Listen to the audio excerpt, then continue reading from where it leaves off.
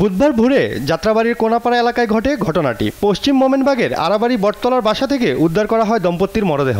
নিহতরা হলেন জনতা ব্যাংকের সাবেক গাড়ি চালক শফিকুর রহমান ও তার স্ত্রী ফরিদা ইয়াসমিন।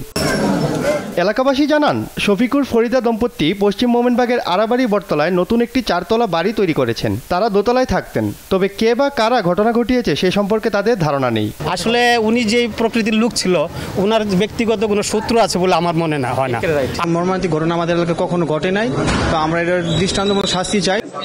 নিহত শফিকুরের একমাত্র ছেলে পুলিশের বিশেষ শাখার উপপরিদর্শক ইমন। পূর্ব শত্রুতা না থাকায় কাউকে সন্দেহ করতে পারছেন না তিনিও। এ সময় ছেলে তার বাবা মা হত্যার সুষ্ঠু তদন্তের দাবি জানান।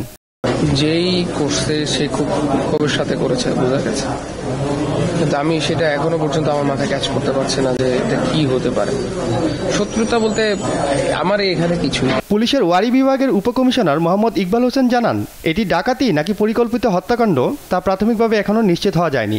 ধারালো অস্ত্র দিয়ে আঘাত করেছে বোঝা যাচ্ছে, তো এটা একটা ধারণা করতেছি যে এই মুহূর্তে এটা পূর্ব পরিকল্পিত। শুধুই চুরি বা ডাকাতির জন্য এরকম ঘটনা ঘটিয়েছে বলে আমরা প্রাথমিকভাবে ধারণা করছি না, যদিও বা সেটিও নিয়ে আমরা আগাচ্ছি।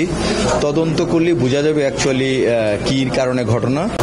তদন্ত শেষে বিস্তারিত বেরিয়ে আসবে বলে ধারণা করছেন তিনি। আহাদ চৌধুরী, দেশ টিভি, ঢাকা।